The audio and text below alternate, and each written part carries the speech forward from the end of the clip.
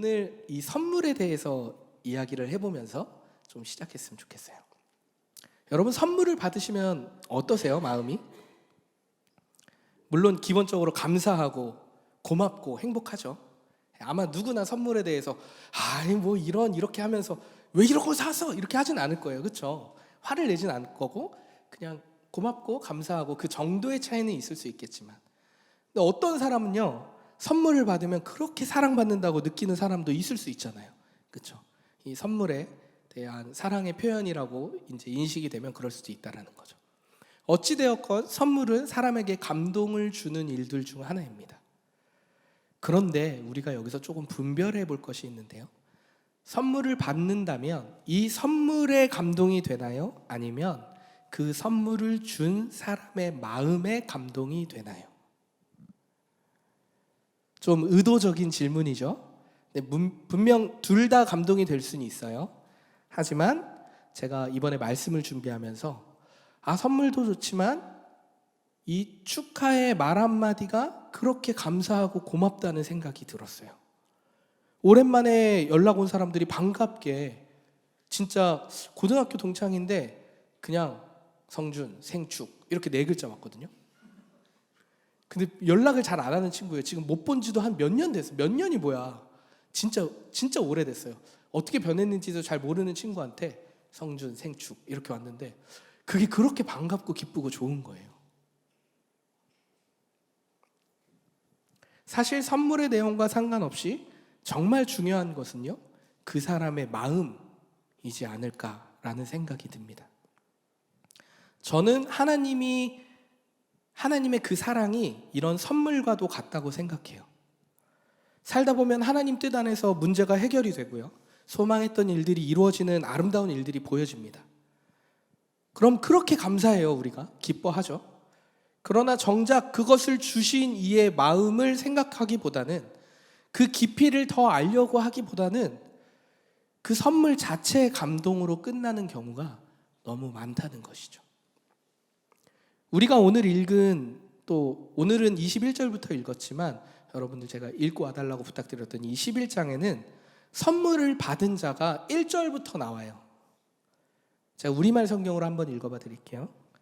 내가 메대 사람 다리오가 다스린 지 첫 해에 다리오가 힘을 더 내도록 도와주었다. 제가 우리말 성경인데, 이 말을 누가 했냐면 10장의 가브리엘 천사가 이제 다니엘의 꿈을 해석하면서 쓰러져 있는 다니엘을 만지고, 두려움에 떠는 다니엘, 말을 하지 못하는 다니엘의 입술을 만지고, 그리고 기절했던 자를 일으키시고, 결국에는 주님 제가 힘을 주셨으니 저에게 말씀하십시오 이렇게 강건하게 나가잖아요. 근데 그 이어지는 본문이 오늘 11장 1절이에요.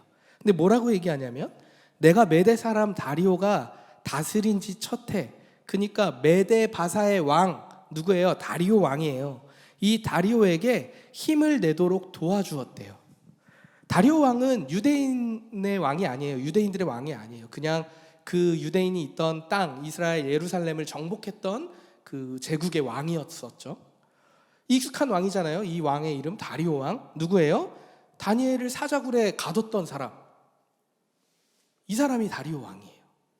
근데요, 이 다리오 왕이 통치를 시작했을 때를 한번 기억해 보십시오. 그게 5장 6절에 나오는데요. 5장과 6장에 나오는데요.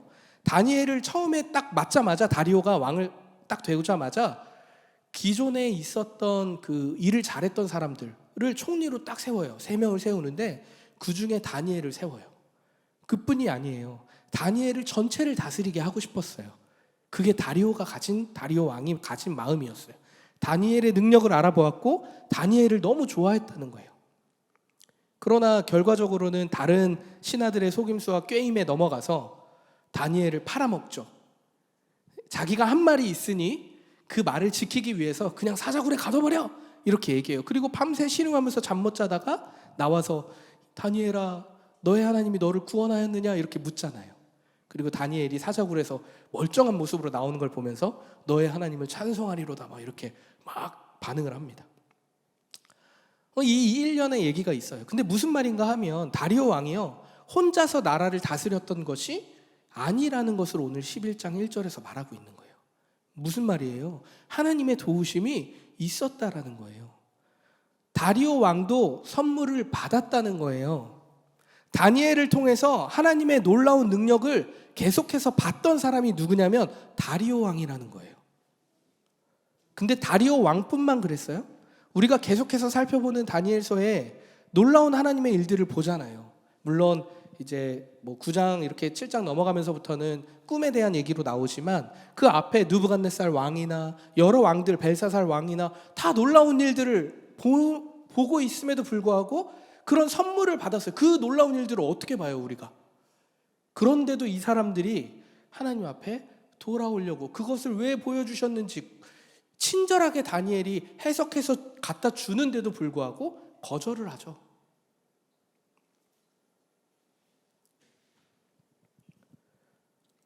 선물에만 감동하고 선물을 준 사람이 누구인지, 왜 주셨는지를 생각하지 않는다는 거예요. 다니엘서는요, 계속해서 나라와 나라의 전쟁의 이야기를 다루고 있습니다. 이게 이제 꿈에서도 나타나고, 이제 꿈의 해석과 이제 다음 주가 다니엘 12장 마지막 장인데요. 그때까지 계속 이어져 있습니다. 오늘 이 11장은요, 미래의 나라들 사이에 일어날 전쟁에 관한 말씀이에요. 이 11장의 대부분이 다 나라와 나라 사이의 전쟁에 대한 얘기를 가득 채워놨거든요. 하나님의 선물을 받고 감동을 받은 왕들이 그렇게나 많았음에도 불구하고 왜 이렇게 수백 년간 전쟁이 이루어져 왔는지 우리는 오늘 말씀을 들으면서 생각해 봐야 된다는 거죠. 바라는 것은요, 오늘 말씀을 통해서 하나님의 뜻을 발견하기를 원합니다. 또 더 나아가서 보이는 전쟁이 있습니다. 그리고 보이지 않는 전쟁도 있고, 그리고 내 마음속에 가치관, 세계관의 전쟁이 있습니다. 이 수많은 전쟁 가운데 하나님의 소망을 붙들고 또 하나님의 뜻대로 살아가는 우리 모든 성도님들 되시기를 축복합니다. 오늘 11장은 다니엘이 들었던 당시에는 예언이었어요. 그러나 이 시대를 살아가는 우리들에게 있어서는 이 예언된 말씀들이 역사적 사실을 그대로 이루어졌다라는 것을 우리는 알 수 있어요. 그래서 이제 11장을 하나하나 역사적 사실에 비추어서 볼 텐데요. 이걸 한 절 한 절 살펴보기 시작하면 그동안 안 했던 세계사 공부를 해야 될 수도 있으니까 이제 큰 틀에서 이런 흐름이다라는 것 정도로 알면 좋을 것 같아요. 저도 이거 공부하면서 이야, 이거 내가 배웠었나? 막 이런 마음이 들 정도로 정말 재밌긴 하더라고요. 제가 역사를 좀 좋아하긴 하는데 재밌긴 하더라고요. 자, 먼저 2절부터 6절까지는 이런 내용이에요. 오늘 2절에 보면 바사 왕국, 페르시아를 뜻하죠. 바사는 페르시아입니다. 메대 바사였지만 메대라는 나라와 바사라는 나라가 연합하였지만 결국엔 바사가 흡수하면서 이 바사는 이제 페르시아, 우리의 말로 페르시아라고 이해하시면 됩니다. 근데 이 페르시아 제국의 새 왕이 일어나고 네 번째 왕은 부유하여서 돈으로 엄청난 대군을 만들어서 헬라를 공격한다는 말씀이 오늘 본문 2절 말씀이에요. 근데 헬라는 그리스를 의미하죠. 이 네 번째 왕은요, 아하수에로라는 왕입니다. 이 왕이 많은 신학자들도 뭐 첫째, 둘째, 셋째, 뭐 네 번째 왕이 누구냐 이렇게 뭐 의견이 갈리기도 하지만 네 번째 왕만큼은 부유한 왕으로서 아하수에로 왕이 맞을 것이다라는 의견이 대부분이에요. 근데 이게 아하수에로의 왕이라는 이름보다는 사실 역사적 사실로서는 크세르크세스라는 왕이래요. 네. 그러니까 이름이 같아요. 어쨌든 이 왕이 뭘 했다는 거예요. 부유한 왕이 이 돈으로 대군을 만들어서 헬라, 그리스를 공격했다는 거예요. 그런데 그리스에는 여러분 누가 있어요? 우리가 잘 아는 대왕이 있죠. 누구예요? 알렉산더 대왕이 있잖아요. 그러니까 3절에 보면 이제 예언으로 이렇게 얘기해요. 한 능력 있는 왕이 일어난다. 근데 이 한 능력 있는 왕이 누구냐면 알렉산더 대왕이에요. 헬라의 왕, 그리스의 왕, 알렉산더 대왕. 근데 이쯤 되니까 여러분 비슷한 내용을 언제 들어본 적이 있죠. 다니엘 설교하는 중간에 다니엘이 꿈꿔왔던 수량, 수렴소, 그리고 뿔에 대한 꿈의 해석들 우리가 들은 적 있죠. 모두가 못 들은 것처럼 이렇게 이건 뭐죠? 이렇게 하면 다시 설교 한번 들어보세요. 근데 이 꿈에 대해서 조금 더 구체적이고 자세하게 오늘 해석을 해주고 있는 거예요. 다시 돌아와 볼게요. 알렉산더 대왕이 이제는 페르시아를 정복해버려요. 젊은 나이에 대왕이 됐는데 막 진짜 가는 곳마다 그냥 다 승리해버리는 거예요. 그냥 막 폭풍 질주 막 다 쓸어버려가지고 페르시아도 그냥 점령을 해버렸어요. 그런데 이 능력 있는 왕이요, 너무나 젊은 나이에 원정 중에 10병 중에 죽어버려요. 알렉산더 대왕이. 그러니까 어떻게 되냐면 안타깝게도 유언을 남기지 못해서 대왕 밑에 있던 장군들끼리 막 싸우는 거예요. 이제 그리스를 먹기 위해서. 그래서 최종적으로 4개의 제국으로 나뉘어집니다. 여기까지가 4절의 내용인데 4절에는 이 4개의 제국을 뭐라고 표현하냐면 천하 사방으로 흩어질 것이다 라는 표현을 하고 있어요. 여기까지가 4절 내용인데 이제 5절부터는요 갑자기 남왕국과 북왕국이 나와요. 그러니까 이해하기가 어렵죠. 이제 알렉산더 대왕이 죽고 난 후에 숱한 전쟁이 계속돼요. 막 이제 제국끼리 막 싸우는 거죠. 싸우다가 이 4제국 중에 2제국이 살아남아요. 그래서 풀톨레마이오스라는 남왕국, 이름 발음하기도 어려워. 프톨레마이오스라는 남왕국과 셀레우코스라는 북왕국이 이제 자리를 잡게 돼요. 그래서 이 두 전쟁이 일어나는 일들을 쭉 설명한 오늘의 내용들이 이제 5절부터 계속 시작되는 거예요. 그래서 이제 5절 이후에 중간에 보면 막 계속 전쟁이 이제 남왕국이 한번 이겼다가 북왕국이 이겼다가 막 동맹 맺었다가 동맹 깨졌다가 막 이런 역사적 사실을 이제 예언적으로 다니엘서에 계속해서 기록해 놓은 거예요. 뭐 어떤 일들이 있었는지 좀 몇 가지를 좀 설명해 보면, 이게 오늘 본문 말씀에 있는 말씀이에요. 근데 제가 이야기로 여러분들에게 들려드리기 쉽게 얘기 드리는 거예요. 이제 남왕국과 북왕국, 남방 북방의 동맹을 맺으려고 이제 서로 이렇게 서로 이렇게 지켜보다가 정략 결혼을 맺기도 해요. 그래서 남왕국에 딸을 보내서 북왕국에 이제 두 번째 처로 이제 맡게 돼요. 근데 이를 시기한 북방의 왕의 첫 번째 부인이 이제 자신의 아들이 이제 왕권을 모두 물려받을 거라고 생각이 되니까 북왕과 이 남왕국에서 온 그 두 번째 처를 다 죽여버려요. 그 자녀들까지. 그게 이제 5절, 6절에 있는 말씀입니다.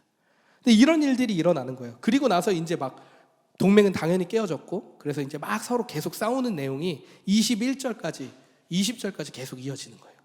그리고 오늘 읽은 21절에 이 전쟁은 계속 진행 중이에요. 북왕국과 남왕국에. 시간은 한참 흘렀지만 계속해서 지금 전쟁은 중인데, 이때 21절부터 한 왕의 이야기로 바뀝니다. 그동안은 남왕국이 어땠고 북왕국이 어땠고 이런 얘기를 했다가 21절부터는 한 왕을 이제 지칭하기 시작하는데요. 개역개정에는요, 비천한 왕이라고 얘기하는 북방의 왕이에요. 우리가 읽은 우리말 성경에는요, 낮고 천한 사람으로 왕의 영광스러운 자리를 받지 못할 사람, 이 사람이 왕이 됐다는 거예요. 이 왕이 어떤 사람이냐면요, 아주 교활해요. 그리고 아주 악랄해요. 자신의 조카를 죽여서 왕이 됐거든요. 근데 그것도 모자라서요, 돈으로 막 사람을 사요. 그래서 뭐 법도 막 바꾸고, 동맹을 무시하는 것도 또 기본이고요. 분풀이를 이제 본인이 전쟁에서 뭔가 뜻한 대로 이루지 못하니까 분풀이로 예루살렘을 막 공격해요. 그리고 모든 성전을 폐하고 날마다 드리는 제사를 못 드리게 합니다. 그것도 엄청난 일인데 거기서 끝나는 게 아니에요. 이제는 이 성전, 우리 이 시대에서는 만인 제사장이고 우리 성전을 건물이라고 하지는, 그냥 건물로서의 의미로 우리가 받아들이진 않지만, 그 당시에는 정말 하나님의 말씀이 거하시는, 하나님이 헌현하시는 곳이 성전이었잖아요. 그 거룩한 성전에 뭐 제우스 신상을 세우고 숭배하고 막 별의별 우상의 짓들을 벌인 사람이 누구냐면 이 비천한 왕, 낮고 천한 자, 이 사람이 왕이 돼서 이런 것들을 했다는 거예요. 어디서 많이 들어본 이야기죠? 어떤 왕이에요? 안티오코스 에피파네스, 일명 네, 우리 다 얘기했던 거예요, 여러분. 이거 안티오코스 에피파네스는 우리가 다 얘기했던 건데, 안티오코스 4세 에피파네스는 자기가 제우스의 현현이다, 제우스의 이 땅에 온 나다라는 자신의 말로 붙인 별명이에요. 근데 이제 정식 명칭은 안티오코스 4세죠. 미치광이라는 뜻으로 그 당시의 사람들은 안티오코스 4세를 미치광이 왕, 미친 사람이라는 말로 이렇게 은어처럼 그 백성들은 불렀다는 거예요. 그 정도로 어떤 사람이에요? 그냥 비천한 사람, 낮고 천한 사람, 왕의 자리를, 영광을 물려받을 수 없는 사람이라는 거예요. 근데 이 안티오코스 4세는요 어떤 정책을 펼쳤냐면요, 예루살렘의 헬라의 문화, 그리스의 문화를 정착시키고자 되게 애썼던 사람이에요.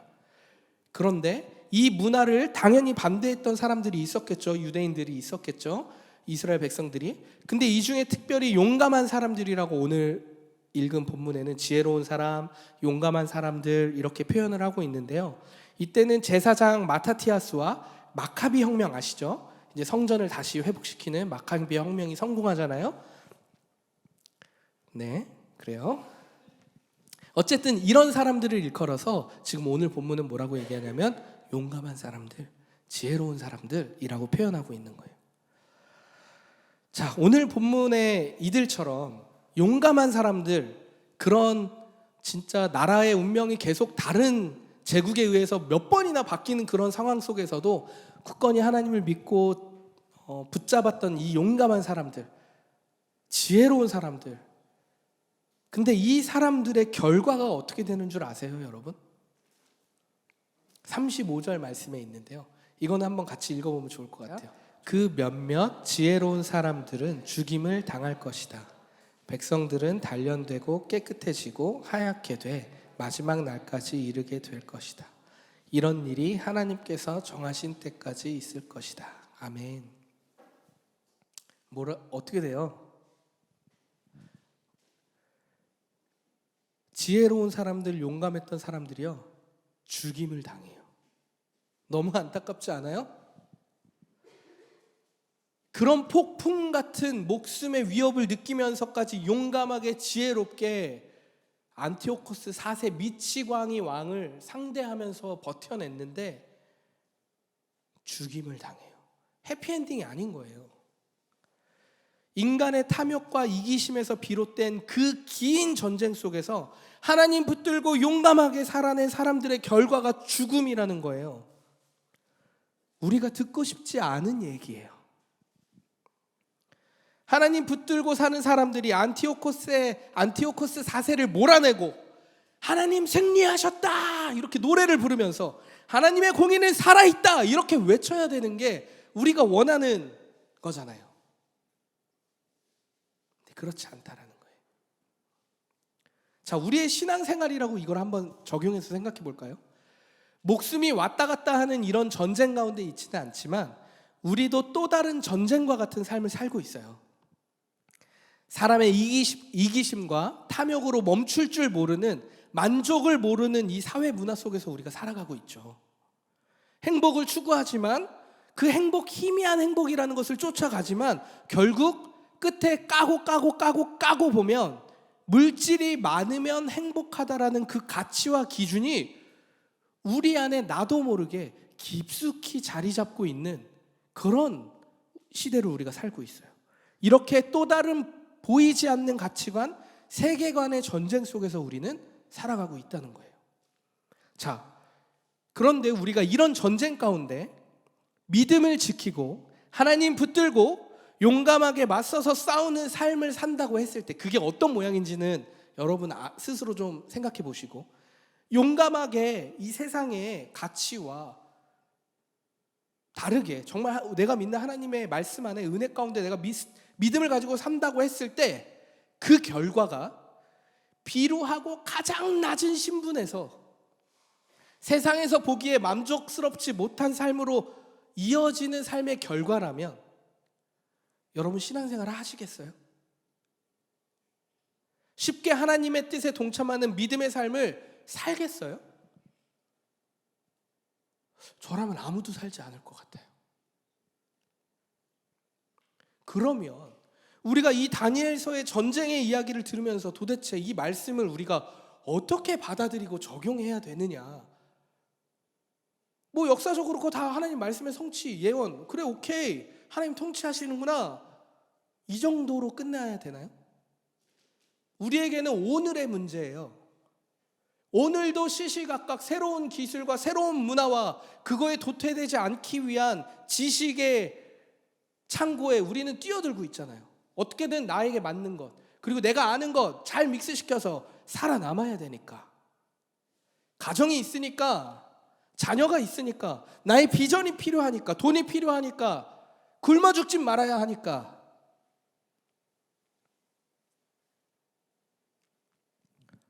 사랑하는 성도 여러분, 선물을 기억하십시오. 우리에게 주어진 선물의 이름은, 또 다른 이름은요, 소망이라는 이름입니다.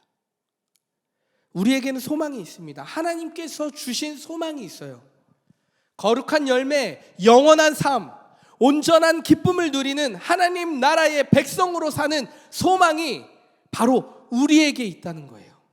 이 소망을 우리의 믿음으로 받기를 축원합니다.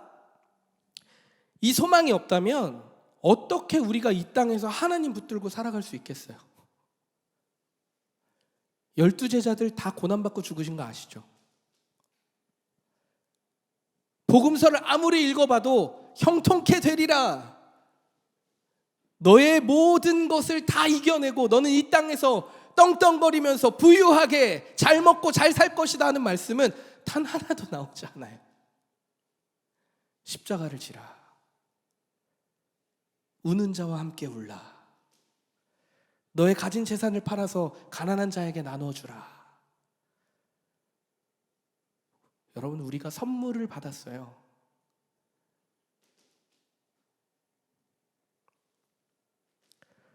이 소망이 없다면 우리가 어떻게 이 땅에서 하나님 붙들고 살아갈 수 있겠습니까? 그런데요, 하나님께서 완전하고 온전한 선물을 우리에게 주셨다는 거예요. 누구예요? 예수 그리스도를 주셨다는 거예요. 결함이 없어요. 결코 변함이 없어요. 완전한 사랑. 완전해요. 완전해. 여러분, 완전한 거 본 적 있으세요? 저는 없어요. 완전한 거 본 적이 없는 것 같아. 근데 이 완전하대요. 완전해. 한없이 천하고 나약하고 부족하고 죄 안 지으려고 노력하지만 늘 죄로 가득한 나, 오늘 소담자매 기도처럼 하나님 나의 주인이십니다 고백하고 살지만 어느덧 보면 내 눈이 하나님 아니고 세상을 향해 있는 그런 우리를 위해서 대가 하나 없이 죽음으로 모든 걸 갚으셨대요. 바꿀 수 없는 그 팩트, 사실이라는 거예요. 이 사랑의 표현이었어요. 죽음밖에 없었거든요, 해결할 수 있는 방법이. 그래서 최고의 사랑의 표현을 죽음으로 표현하셨어요. 근데 여기서 멈추면 끝이 아니지. 그냥 끝나는 거지. 우리 여기 예배 드릴 이유가 없죠. 근데 여기서 끝나지 않아요. 모든 걸 갚으신 다음에 배로 더 주세요. 뭘 주세요? 부활하신 거예요. 부활하셔서 새 생명으로 우리에게 너 괜찮아, 성준아 너 이제 괜찮아, 내가 다 갚았어, 미안해하지 않아도 돼, 너 어디 가서 쫄려서 기죽지 않아도 돼, 내가 만약에 죽어 있었다면 너 그렇게 살아야겠지. 왜? 진실인지 아닌지 모르니까.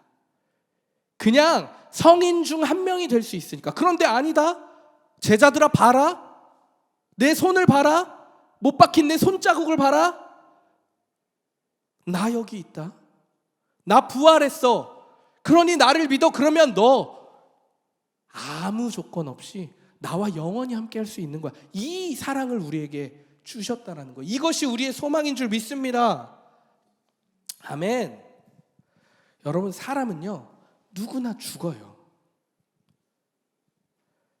사고로 죽을 수 있고요, 질병으로 죽을 수 있습니다. 나이가 들어서 하나님 부르시는 때가 되어서 죽을 수도 있습니다. 우리는 죽어요. 죽지 않는 유일한 방법이 하나가 있어요. 뭘까요? 내가 살아있을 때 주님 오시면 돼요. 그게 유일한 방법이에요. 분명한 것은요, 모두가 죽는 것처럼 모두에게 주어진 때가 있다라는 거예요. 하나님의 때가 있다라는 것입니다. 하나님의 정하신 때가 있다는 거예요. 고통과 고난이 없는 때가 있다는 거예요. 지금의 이 고통과 고난에도 반드시 때가 있다는 거예요. 그러니까 우리가 붙잡아야 할 것은요, 우리를 너무나도 사랑하시고 도우시고 인도하시고 새 힘을 날마다 부어주시는 그 하나님의 사랑에 우리가 붙잡아야 한다는 것입니다. 이것이 우리의 소망이 돼야 돼요. 여러분, 혹시 우리 안에 사랑이 없을 때 우리가 무엇을 찾습니까? 나의 재미, 쇼핑, 내 만족을, 무언가 이 공허함을 채우기 위한 자기만의 방식들이 있어요. 저는 뭔지 아세요? 뭔가 막 정리하기 시작해요. 집을 정리하거나 갑자기 컴퓨터를 다 분해해가지고 막 청소해요. 근데 나래가 웃었어요. 뭐 비슷한 사람이 있나 봐요. 네. 각자마다 하나님의 사랑, 내 안에 사랑이 없을 때는 무언가 채워야 하는 그게 본성이에요. 그래서 무언가 찾아요. 먹는 걸 찾는 사람이 있고요. 무언가 애써서 지식을 막 쏟아서 내 안에 넣는 사람들도 있고요. 근데 사랑하는 성도 여러분, 내 안에 사랑이 없을 때는요, 예수님의 사랑을 기억하십시오. 잠잠하게 내 안에 그 수많은 소리들을 잠잠하게 내려놓으시고 그 선물을 기억하십시오. 그리고 여러분, 내 마음이 말라갈 때 있잖아요. 그리스도의 사랑을 아는데 지금 내 생활이 너무 어려워. 내 마음이 너무 어려워. 고통스러워. 그래서 마음이 메말라가서 삶의 의미도 별로 모르겠고 사람들과의 관계도 별로 의미가 없고 이런 때가 있어요. 그럴 때는요, 성경 말씀을 보십시오. 그리고 뭘 찾으셔야 되냐면 하나님이 어떻게 나라와 민족과 역사를, 사람들을, 하나님의 백성들을 인도하셨는지 그 하나님의 역사를 기억하십시오. 그리고 내가 어떻게 살아야 되지? 내가 무슨 의미로 살지? 나 뭐 해먹고 살아야 되지? 내가 뭘 좋아했지? 나 어떻게 살아야 되지? 이런 비전에 대한 문제가 고민이 되실 때는 성령님께 간구하십시오. 성령께서 앞서 일하고 계십니다. 우리의 삶 가운데 먼저 앞서 일하고 계세요. 우리가 눈을 뜨고 있지만 보이지 않는 영적인 것들을 볼 수 있는 눈이 우리 마음에, 생각에 준비가 되어 있지 않기 때문에 똑같은 것을 봐도 부정적으로 보고 똑같은 것을 봐도 하나님의 눈으로 볼 수가 없는 거예요. 성령님은 쫙 깔아놨어요. 하나님은 쫙 깔아놨어요. 믿으십니까? 네, 성령님은, 하나님은 쫙 깔아놨어요. 그러니까 내가 어떻게 살아야 될지를 모를 땐 오늘 하루를 성령 하나님께 기도하면서 내 눈과 마음과 생각을 바꾸십시오. 이건 왜? 어떻게? 하나님이 이걸 왜? 왜? 권사님들이, 저는 이제 조금 이해돼요. 권사님들이 아멘이야, 주여, 아멘, 이게 이제 이해가 돼요. 권사님들은 늘 쉬지 않고 깨어 있었던 거예요. 물론 그게 종교화되어서 때로는 우리 다음 세대들에게 좀 이렇게 나쁘게 표현되는 경우도 있었지만 그분들의 신앙의 삶의 자체는 전혀 문제가 없어요. 늘 깨어있기 위해 엄청난 삶을 사셨거든요.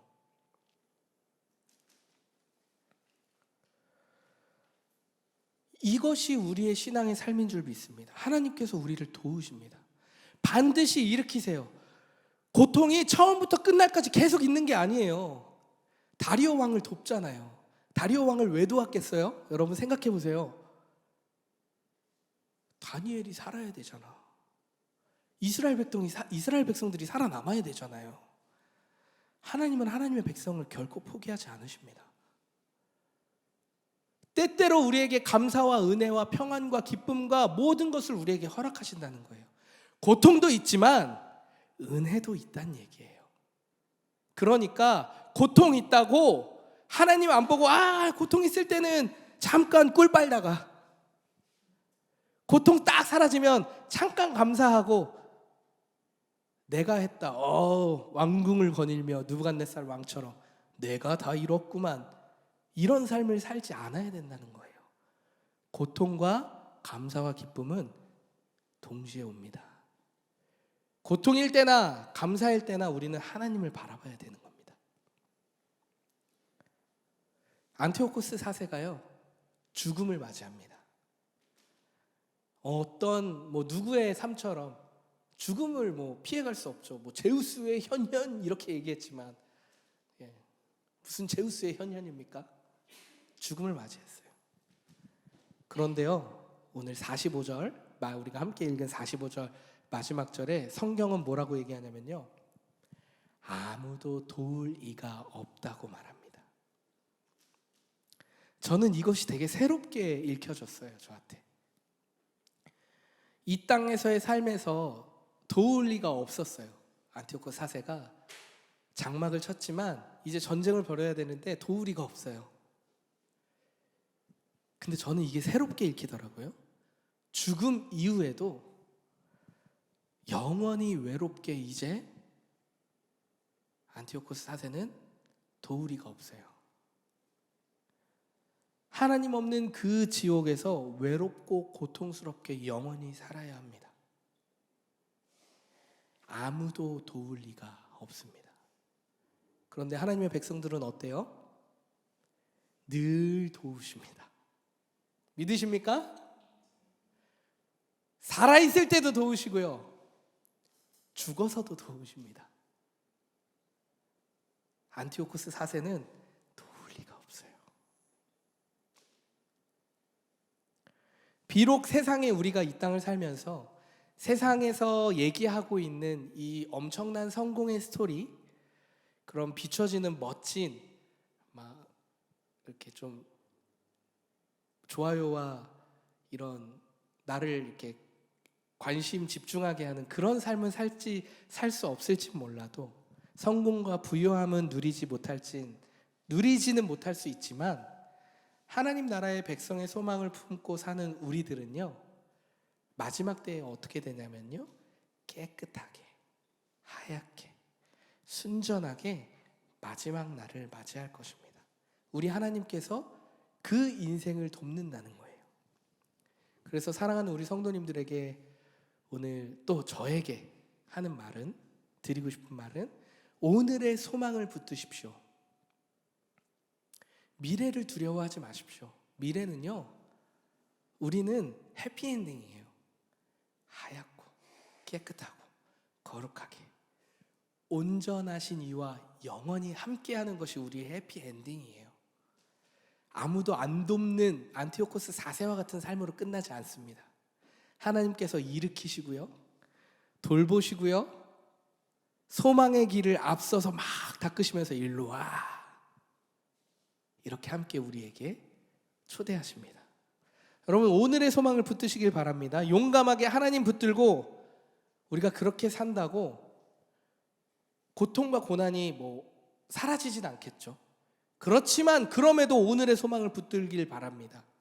때때로 주어지는 하나님의 일하심의 기쁨과 감사를 발견하시고요, 누리시고요, 나누시고요.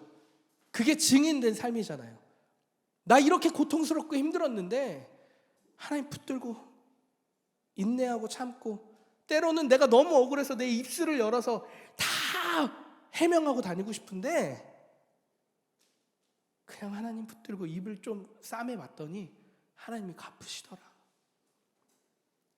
이런 은혜의 말들이 우리의 입술을 통해서 주변에 있는 우리 같이 살아가는 믿음의 동역자들에게, 또는 하나님을 믿지 않는 모르는 사람들에게 나눠야 되는 것 아니겠습니까? 이럴 때에 이 믿음의 걸음을 걸어가는 공동체 안에 누리는 평안과 안정감이 있다는 거예요. 하나님이 우리에게 주신 계명 2가지가 있죠. 주 여호와 하나님을 사랑하라, 그리고 너의 이웃을 너의 몸과 같이 사랑하라. 왜 이 2계명 안에 모든 하위 율법들이, 계명들이 들어가 있을까요? 하나님을 사랑하는 것이 제일 우선이에요. 왜? 사랑은 모든 허다한 허물을 덮고요, 사랑으로서 모든 것을 이해하고 해석할 수 있거든요. 그러면 우리 인간사의 관계 안에서도 우리가 어떻게 해석할 수 있을까요? 기브 앤 테이크로 내가 이만큼 줬으니 너 이만큼 줘, 이렇게 해석할 수 있나요? 아니요. 사랑으로밖에 해석할 수 없는 일들이 수두룩해요. 수백 년간 지금까지도 수많은 전쟁이 일어나는 이유가 무엇인가요? 사랑 없기 때문이에요. 이기심과 탐욕으로 가득 차서 요것만 하고 나면 나눌게, 요것만 하면 가난한 자 도울게. 요것만 하고 나면 저 사람 내가 관심 가져볼게. 아니요. 지금 오늘의 소망을 붙드십시오. 오늘 하나님 일하신다니까요. 오늘 하나님 우리를 일으키시고, 오늘 하나님 우리를 인도하시고, 오늘 하나님 우리에게 새 힘을 주신다니까요. 그래서 믿음의 공동체가 필요한 거예요. 세상을 나가보세요. 여러분 자신 있게 나가서 나 예수 믿습니다 얘기하실 수 있으세요? 진지하게 자신에게 이제 물어보십시오. 어딜 가서도 나 예수 믿어요. 그리스도가 나를 구속하셨어요. 나는 비천하지만, 나는 낮지만 나를 통해 하나님 일하신다고 저는 그걸 믿어요. 여러분 얘기하실 수 있으세요? 얘기해야죠. 전도지 하나 못 줄지언정 여러분의 믿음의 고백은 사도들의 고백처럼 고백해야 할 수 있어야죠. 입술을 열어 고백이 안 되면 삶을 그렇게 사셔야죠. 저에게 하는 말이에요. 목사로 삽니다. 목사에 대한 기대가 있잖아요. 요즘 기독교 개독교 됐고 목사 개목사 됐잖아요. 근데 여러분 생각해 보십시오. 목사는 어떻게 살아야 됩니까? 목사의 삶과 성도의 삶이 다릅니까? 같습니다. 역할은 다를 수 있죠. 저도 하나님 앞에 그렇게 부르짖고 씨름하고 있어요. 애들한테 버럭 화 한 번 내고 나면 이런 부족한 내가 어떻게 설교해서 하나님 사랑하라고 가정을 사랑하라 얘기할 수 있지. 운전하다가 깜빡이 안 놓고 끼어드는 애 보면서 쌍욕 한 번 하고 나면 오늘 또 실패했어. 난 안 돼. 쓰레기야. 저의 연약함을 나누고자, 나를 보호하고자, 방어하고자 하는 얘기가 아니고요. 우리는 다 연약하다고요. 그런데도 우리를 연약하지 않다 얘기하시는 그리스도의 사랑에 힘입어서 세상 속에서 그리스도인답게 살자고요. 오늘의 소망 붙들고 살자고요. 그 얘기하고 싶은 거예요. 오늘 다니엘서를 통해서 우리에게 하시는 말씀은요, 세상의 전쟁, 수많은 전쟁 가운데 내가 통치했다, 내가 통치하고 있어, 그러니 고통과 고난 가운데 나를 바라봐 라고 얘기하는 거예요. 여러분 고통 가운데 있고 사랑이 없고 메마르고 힘들고 지친 여러분들 계십니까? 하나님 앞에 무릎 꿇고 기도하며 더 나아가서 믿음의 공동체 앞에 나누세요. 나 이게 너무 힘들어요. 기도해 주세요. 할 수 있잖아요.